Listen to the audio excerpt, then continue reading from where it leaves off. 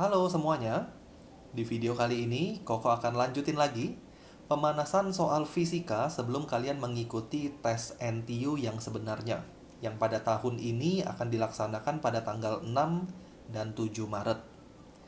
Dan kalau kalian nonton video ini persis di hari Koko mengupload video ini, yaitu tanggal 5 Maret 2021, artinya besok dan lusa itu adalah hari tes NTU. Nah, Koko doain buat kalian semua yang mengikuti tes NTU di tahun ini, tahun 2021 ini. Semoga semuanya bisa mengerjakan soal-soalnya dengan lancar. Good luck buat kalian semua. Malam ini banyak-banyak berdoa, banyak-banyak istirahat, persiapkan diri kalian dengan baik, dan all the best buat kalian semua. Nah, Koko langsung aja bahas soal pertama dari 7 soal yang Koko udah siapkan di video kali ini. Kalian harus bisa mengerti setiap pembahasan ini dengan baik, dan Koko yakin akan bermanfaat ketika kalian mengerjakan soal tes yang sebenarnya. Kita langsung dari soal pertama. Di soal pertama dia bilang a velocity selector has an electric field of magnitude 2470 newtons per coulomb. Jadi sebuah velocity selector memiliki medan listrik sebesar 2470 newton per coulomb directed vertically upward yang arahnya ke atas. And a horizontal magnetic field, dan medan magnet yang horizontal. Medan magnetnya kita nggak tahu besarnya berapa, yang pasti dia horizontal. Positively charged particle traveling east at a speed 6.5 times 10 to the power of 3, ada suatu muatan positif bergerak dengan kecepatan segitu ke arah timur. Enter the velocity selector. Objek ini akan masuk ke dalam velocity selector and are able to pass completely through without being deflected. Jadi objek ini berhasil melewati velocity selector ini tanpa deflected. Jadi tanpa berbelok ke kiri ataupun ke kanan atau ke atas atau ke bawah. Jadi dia jalannya lurus aja. When a different particle with an electric charge negative 4 times 10 to the power of negative 12 coulomb enters the velocity selector traveling east. Jadi ceritanya ada partikel kedua. Muatannya dia kasih tahu, arahnya pun sama-sama ke arah east. The net force acting on it is bla bla bla. Ternyata ada net force yang bekerja pada objek itu. Dan net force-nya mengarah ke atas. Pertanyaannya, berapakah kecepatan dari partikel tersebut? Jadi di sini kalau kalian bayangkan soalnya, kita punya dua kasus. Kasus pertama adalah ada suatu muatan positif melewati velocity selector. Arah dari medan listriknya ke atas, kalau Koko gambar mungkin seperti ini ya.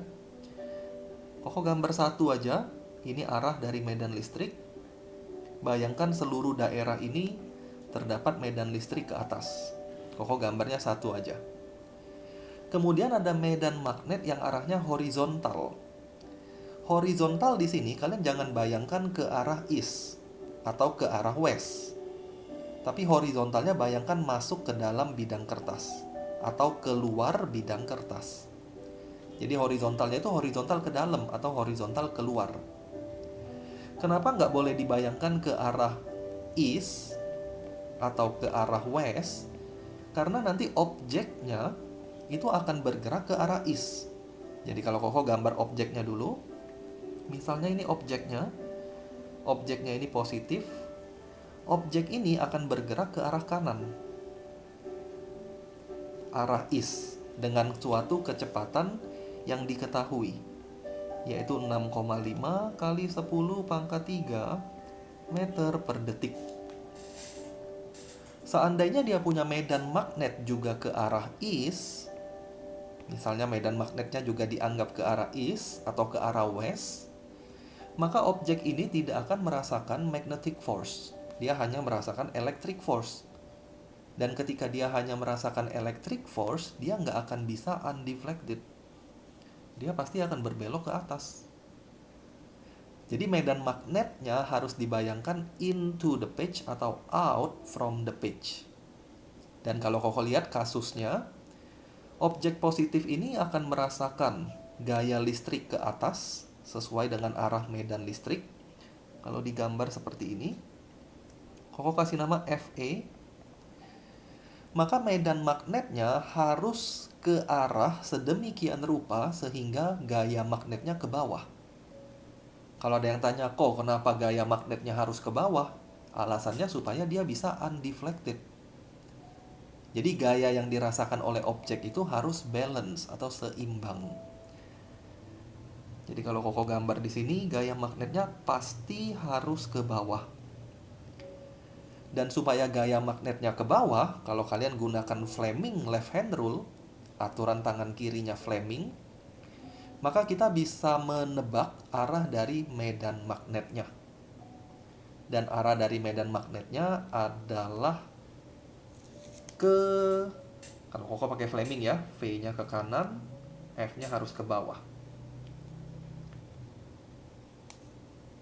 Gaya dari arah dari medan magnetnya akan keluar bidang kertas.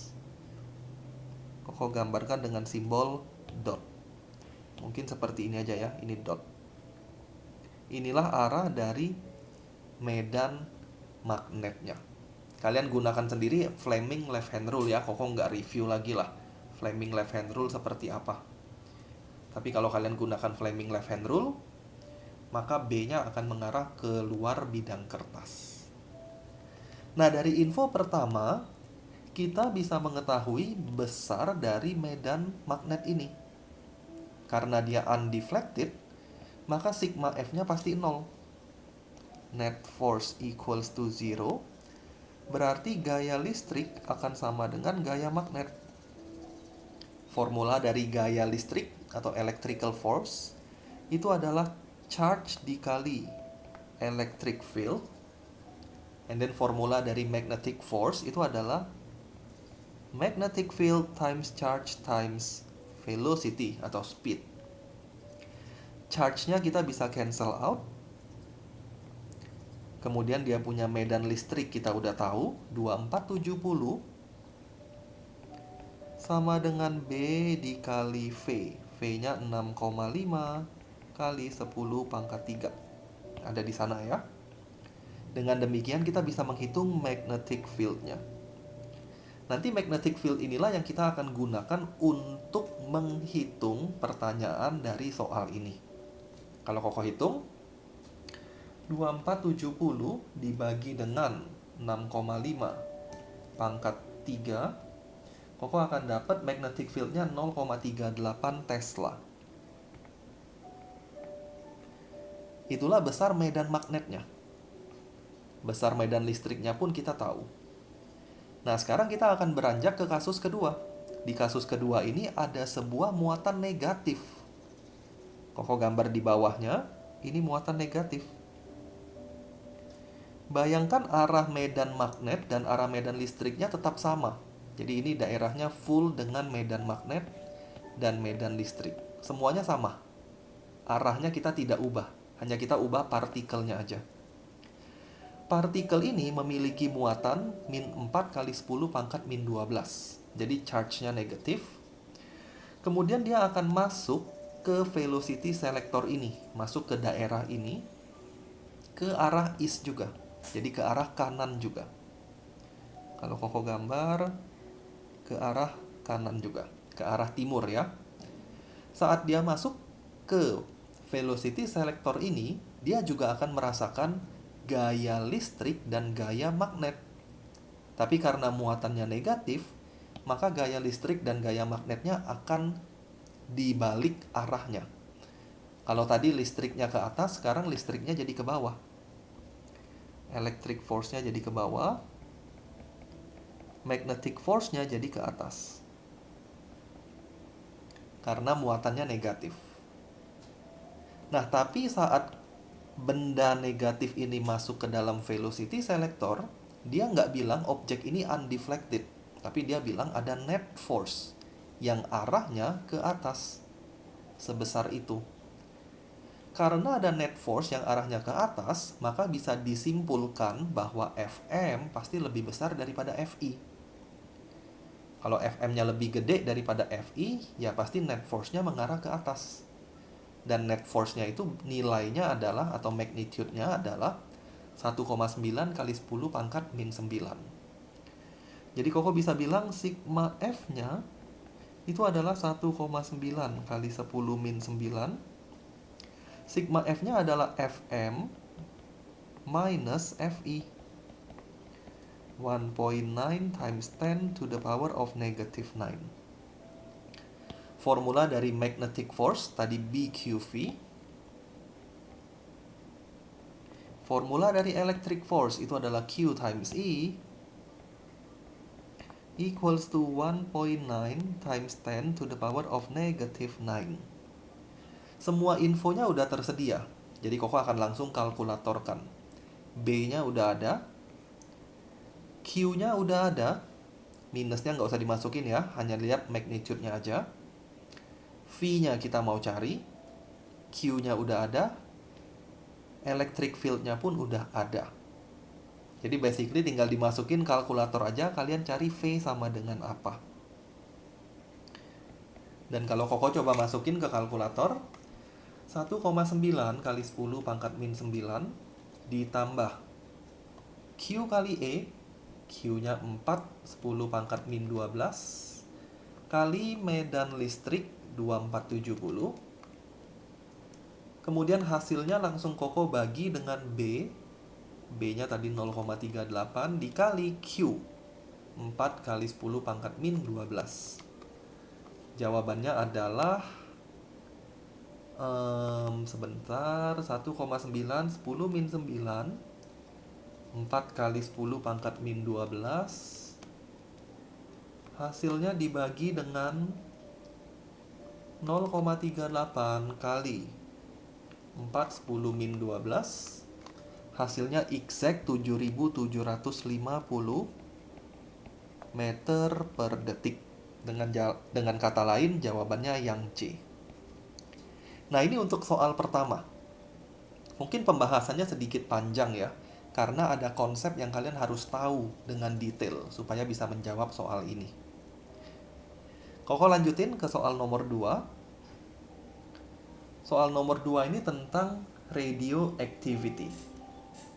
Dia bilang ada suatu radioactive isotop radon may decay spontaneously by emit alpha particle, and the daughter nucleus itu adalah polonium.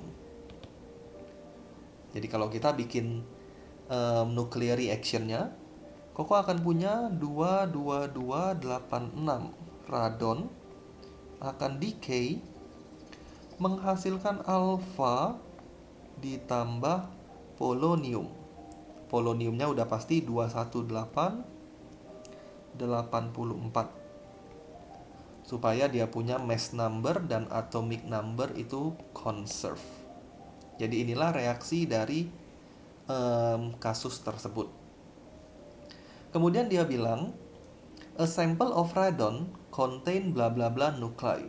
Jadi radonnya itu ada banyak, bukan cuma satu. Dia ada 3 kali 10 pangkat 7 nuclei.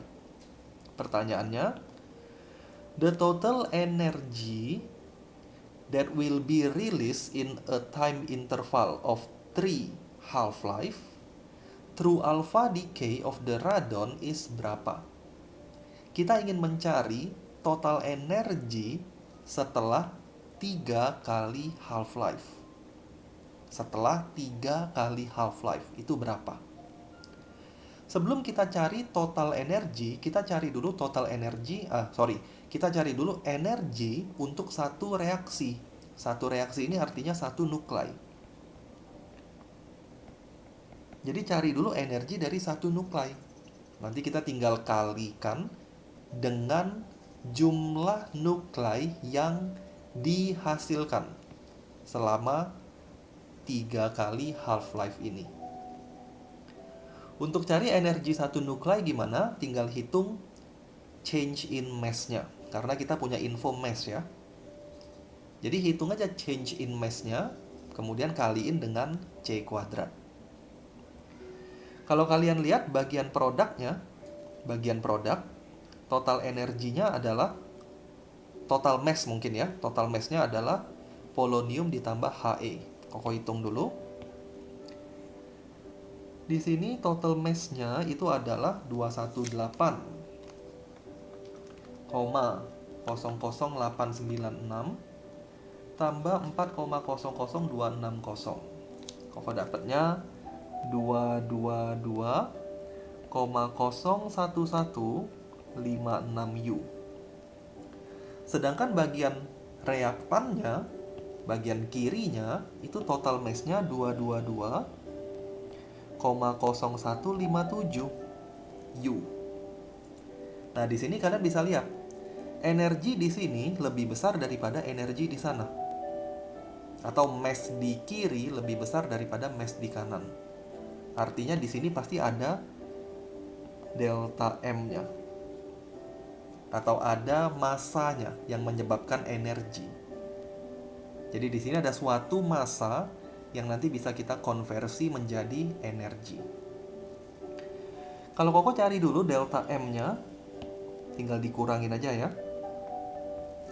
222,0157 dikurang 222,01156. Koko akan dapat 4,14 kali 10 pangkat min 3 U. Inilah massa yang akan menghasilkan energi. Tapi sebelum kita kalikan dengan C kuadrat, kita harus ubah dulu unitnya menjadi kilo. Cara mengubah unit U jadi kilo, kita kalikan dengan 1,66 kali 10 pangkat min 27. Ini nanti kalau dihitung kita akan dapat bla bla bla kilo. Setelah dapat kilonya, kita tinggal cari energinya dengan mc kuadrat. Jadi bla bla bla kilo dikali dengan 3 kali 10 pangkat 8 kuadrat. Formulanya mc square ya, untuk mencari energi dari massa. mc square. Koko tinggal hitung langsung pakai kalkulator ya, supaya tidak ada pembulatan yang tidak diperlukan.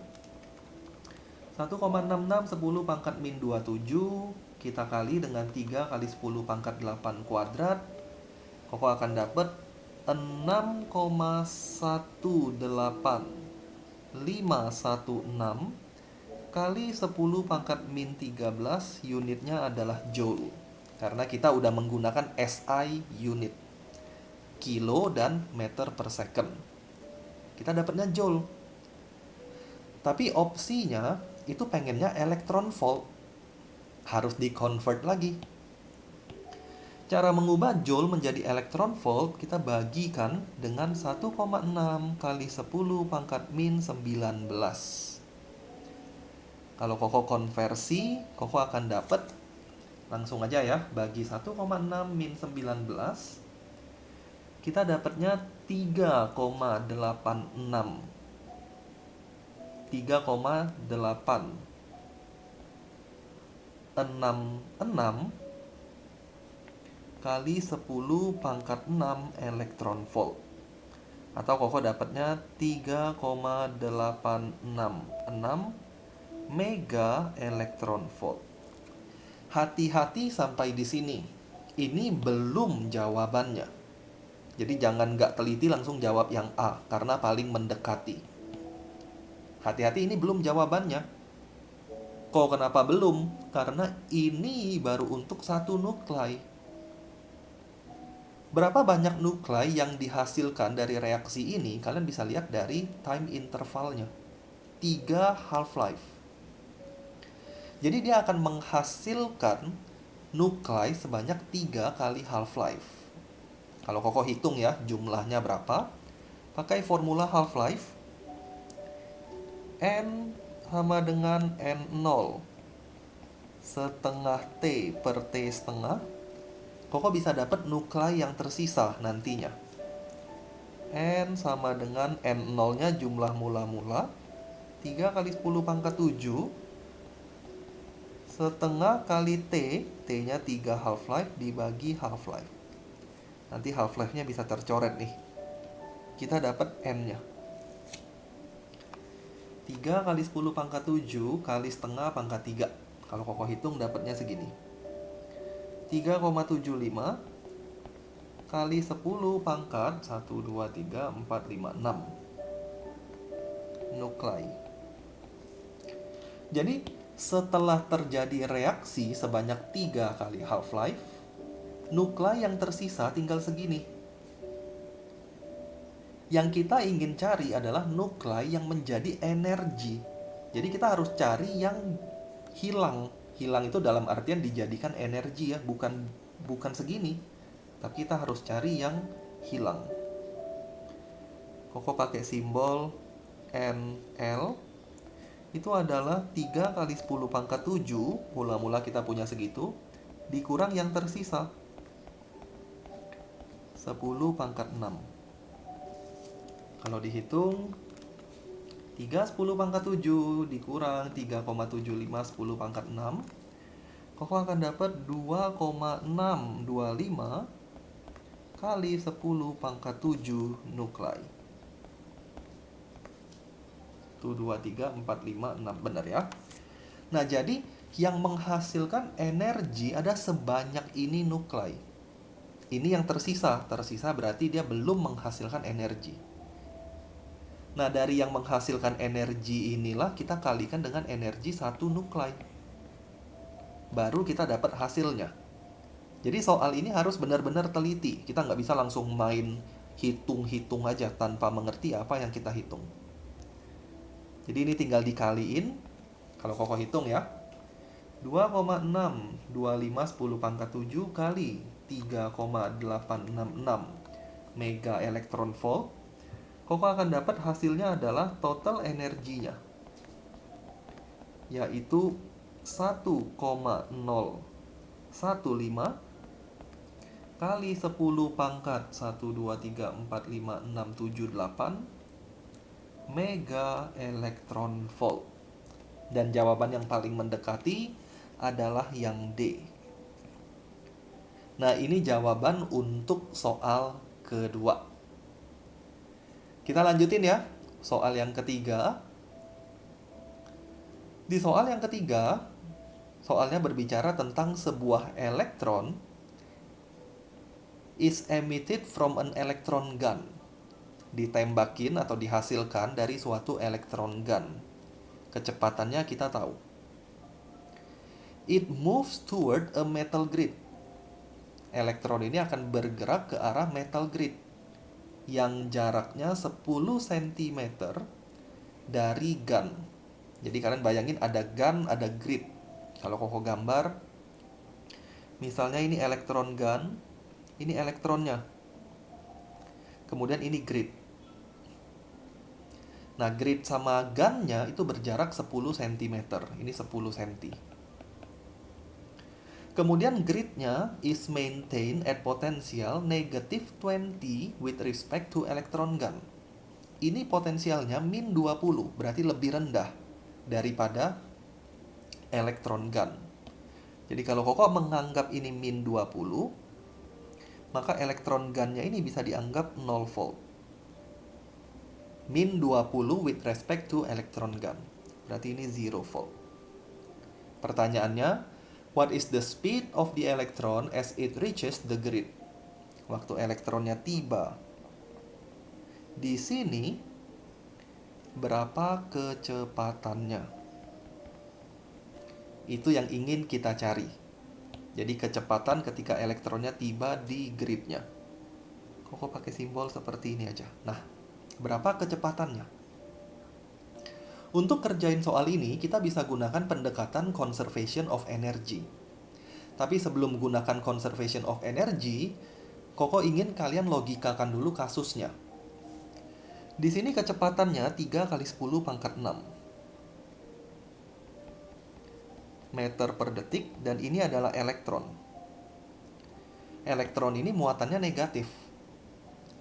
Ketika dia bergerak ke daerah yang negatif juga, maka elektron ini harusnya makin lambat. Bukan makin cepat ya, tapi makin lambat. Kalau Koko lihat dari electric fieldnya akan mengarah ke kanan. Dari potensial tinggi ke potensial rendah. Karena electric fieldnya mengarah ke kanan, maka electric force-nya itu akan mengarah ke kiri. Karena muatannya negatif, dia akan berlawanan arah. Jadi elektron ini akan kehilangan kinetik energinya. Nah, kenapa kinetik energinya bisa hilang? Sebenarnya energi kan nggak bisa hilang. Jadi kinetik energinya bukan hilang, melainkan diubah menjadi energi potensial. Karena kita punya potensial min 20 volt. Jadi dengan conservation of energy, Koko bisa bilang saat di sini ya, kondisi mula-mula nih. Dia hanya punya kinetik energi. Kinetik energi inisial. Akan sama dengan posisi akhir. Di posisi akhir dia masih punya kinetik plus dia punya electric potential energy. Koko pakai simbol WQ misalnya gitu. Ini adalah electric potential energy. Electric potential energy ini formulanya adalah Q dikali V. V itu adalah beda potensial. V itu adalah potensial di titik tersebut. Makanya di bagian pertama karena potensialnya 0, dia tidak punya electric potential energy. Dia hanya punya kinetik aja. Nah, setelah formulanya kita dapat, tinggal masukin angkanya aja. Setengah M U kuadrat, setengah M V kuadrat, Q kali V. Koko rasa semua infonya kita udah tahu. Massa elektron harus ingat ya. 9,11 10 min 31 kilo. Q elektron 1,6 10 min 19 coulomb. Dan kalau Koko langsung hitung, kita ingin mencari V-nya berapa? Hasilnya adalah 0,5 kali 9,11 10 min 31 kali kecepatan mula-mula kuadrat dikurangin dengan electric potential energy, pindah ruas ya, 1,6 min 19 kali 20. Hasilnya dikali 2. Ini Koko langsung ya, kalian hitung satu per satu kalau bingung. Koko langsung aja. Bagi massa elektron, hasilnya di akar. Koko akan dapat jawabannya adalah 1,4 kali 10 pangkat 123,456 meter per detik. Jadi jawabannya yang A. Nah, ini soal ketiga. Kita lanjutin lagi ya ke soal keempat. Soal keempat ini tentang electricity atau resistance lebih tepatnya. Jadi dia bilang wire of resistivity rho, kita punya kawat resistivity-nya rho, luas penampangnya adalah A. Kawat ini membentuk sebuah persegi dengan panjang sisi B, seperti pada gambar. Ini kawatnya. The resistance between the two vertices of the square X and Y is berapa? Berapakah hambatan di antara dua titik sudut X dan Y? Kita mau cari hambatan total. Ini kawatnya. Kawatnya dibentuk sebuah persegi, kita mau cari hambatan total antar X dan Y.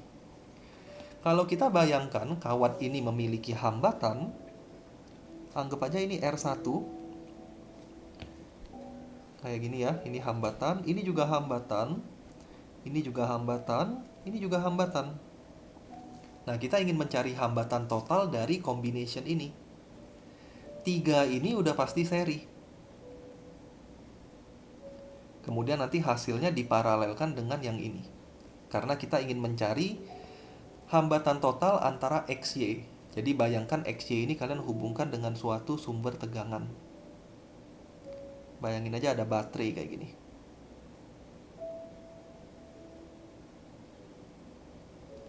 Nah, berapa dia punya R total.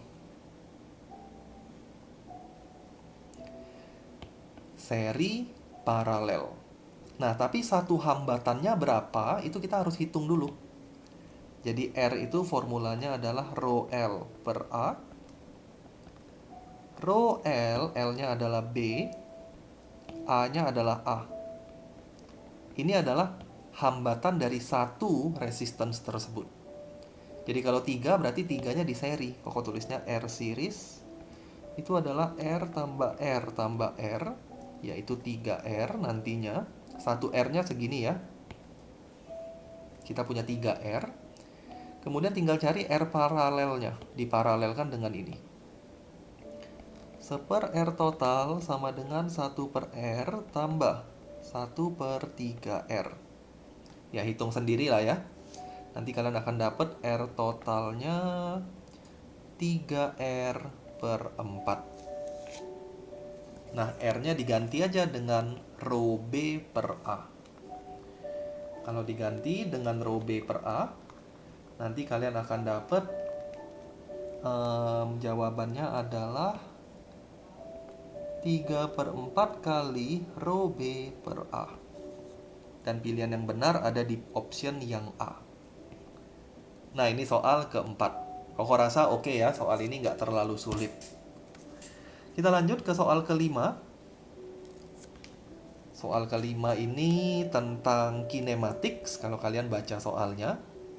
Jadi ceritanya, in a Formula One race, suatu balap mobil Formula One, Sebastian driving a Ferrari race car has to make a pit stop to refuel the petrol tank. Jadi ada mobil Ferrari, dia harus masuk ke pit stop untuk mengisi bahan bakarnya.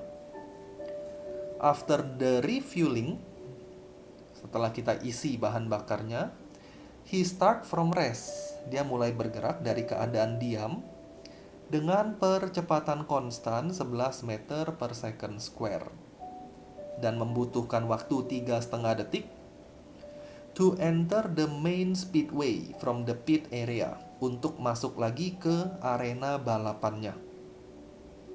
At the instant Sebastian enters the main speedway, saat si Sebastian atau mobil Ferrari itu masuk ke arena balapnya, ada mobil balap lain driven by Hamilton bergerak dengan kecepatan konstan, passes Sebastian's car, melewati mobilnya Sebastian.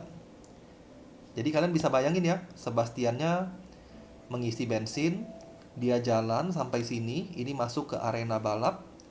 Begitu dia masuk ke arena balap, ada mobil lain yang udah berjalan dengan kecepatan konstan. Artinya nanti Sebastiannya pasti ketinggalan. Nah, pertanyaannya, berapakah total waktu yang dibutuhkan for Sebastian's car to catch up with Hamilton from the time he completes the refueling? Dari saat dia complete refueling. Jadi kita mau menghitung waktu dari sini. Assume that Sebastian maintains a constant acceleration throughout this time. Jadi Sebastiannya itu mempertahankan percepatannya 11 meter per second kuadrat tersebut. Nah, untuk kondisi susul menyusul, kita udah tahu nih, kalau menyusul berarti berarti jaraknya itu akan sama. Distance traveled-nya akan sama. Jadi kalau Koko ilustrasikan lebih baik, mungkin seperti ini. Ini tempat refueling, tempat dia mengisi tank.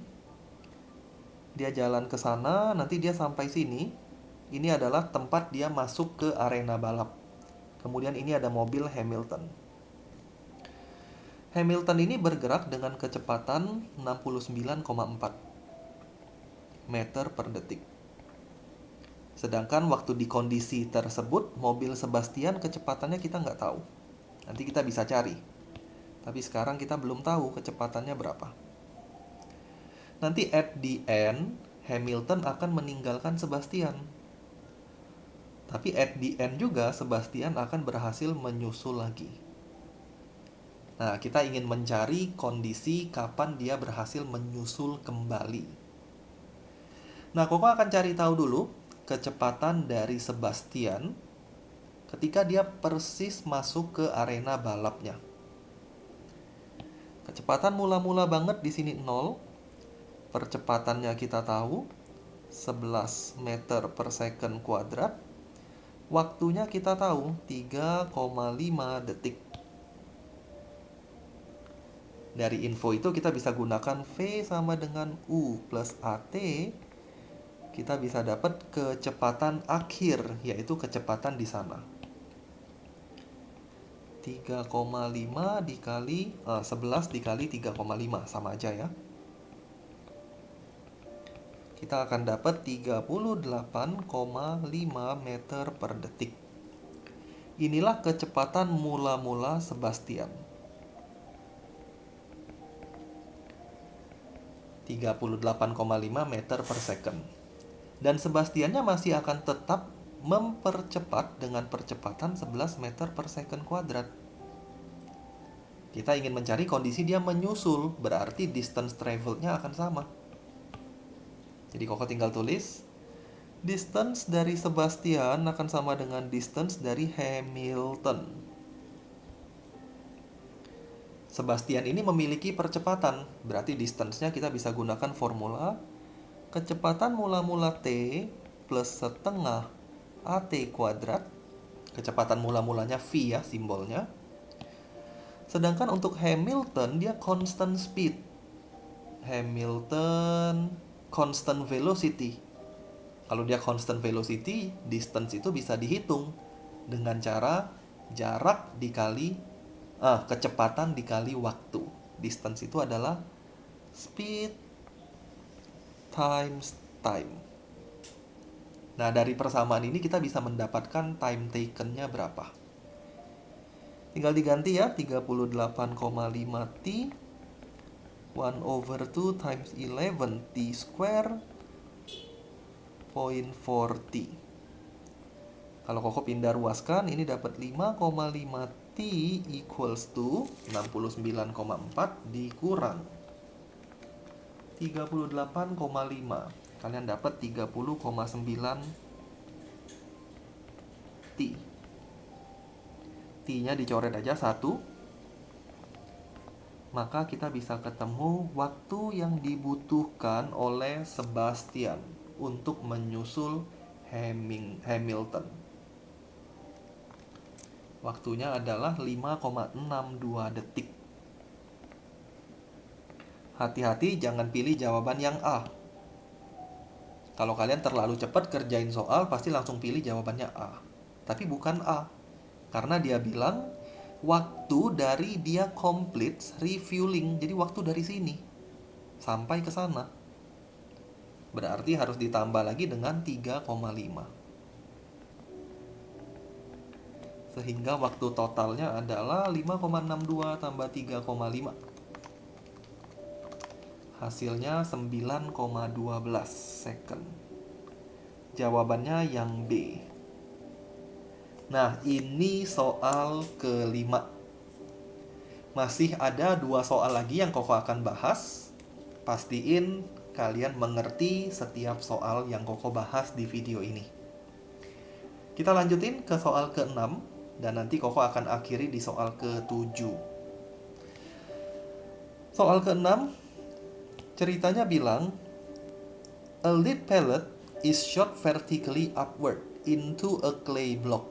Jadi kita punya suatu lead pellet, masanya dikasih tahu, kita tembakin ke atas, ke sebuah stationary clay block. Seperti pada gambar ya. At the moment of impact. Jadi waktu impact dia diam. Tapi setelah itu dia able to rise freely. Waktu impact dia diam nih. Setelah itu dia bisa bergerak ke atas. Nah, kemudian soalnya lanjutin bilang, the pellet hits the block. Lead pelletnya hits the block dengan kecepatan 200 meter per detik. It embeds itself in the block and does not emerge. Setelah kita tembakin, dia akan menembus dan diam di dalamnya, jadi nggak keluar lagi. Jadi objek ini akan diam di dalamnya. Pertanyaannya, how high above its initial position will the block rise? Jadi blok itu akan naik sejauh apa? Di soal ini mungkin beberapa dari kalian sudah tahu. Ini ngomongin tentang momentum. Kita tembakin objek, objeknya nanti akan diam di sana. Artinya kita ngomongin inelastic collision. Jadi dari info yang kita tahu, kita bisa mencari kecepatan mula-mula setelah tumbukannya terjadi, atau kecepatan akhir setelah tumbukan, dengan menggunakan conservation of momentum ya. Jadi total momentum initial akan sama dengan total momentum final. Initial momentumnya adalah massa dikali kecepatan. Unitnya kok nggak ubah jadi kilo ya, karena nanti semuanya bisa tercoret. 5 kali 200 tambah untuk clay-nya 0. Akhirnya mereka join together, menghasilkan suatu kecepatan. Kita kasih nama V. Dari sini Koko bisa hitung kecepatannya. 100 V, maka V-nya 10. Inilah kecepatan setelah tumbukan. Dan kecepatan setelah tumbukan ini akan menjadi kecepatan mula-mula dari gerak vertikalnya dia.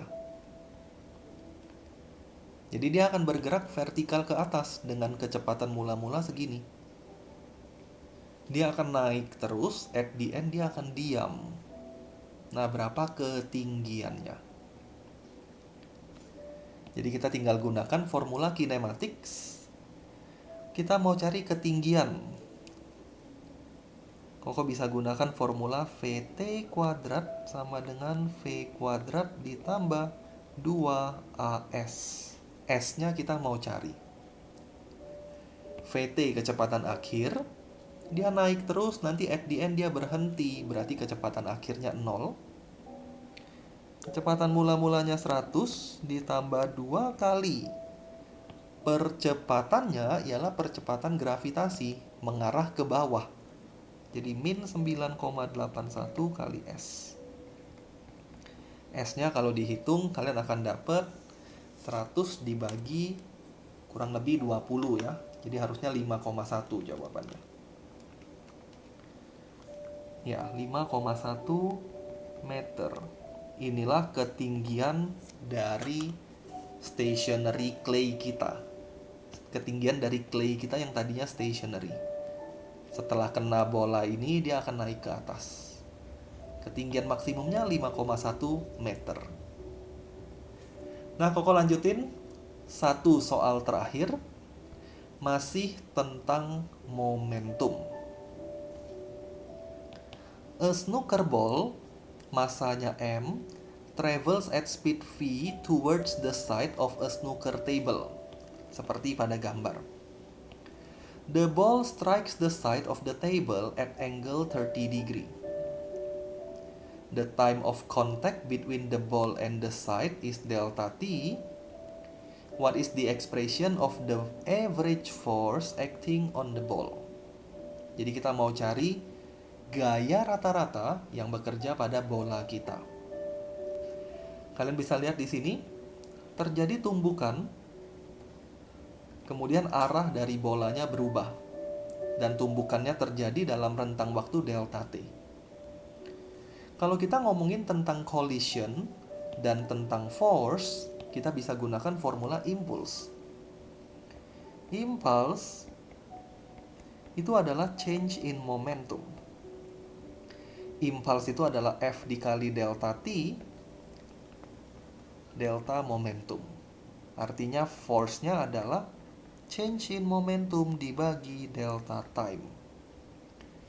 Yang kita harus cari sekarang adalah delta momentumnya berapa. Nah, untuk mencari delta momentumnya, kita harus lihat komponen dari speed. Kalau kalian lihat, ini initialnya. komponen dari initial speed-nya kalau kita resolve, kita uraikan, ada satu yang ke arah X, ada satu lagi ke arah Y.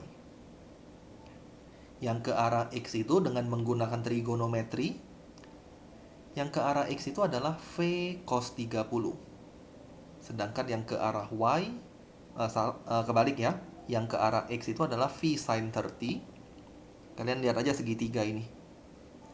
Ini 30, ini V. Berarti opposite-nya Vx. Berarti Vx itu adalah V sin 30. Sedangkan yang ke arah Y itu adalah V cos 30.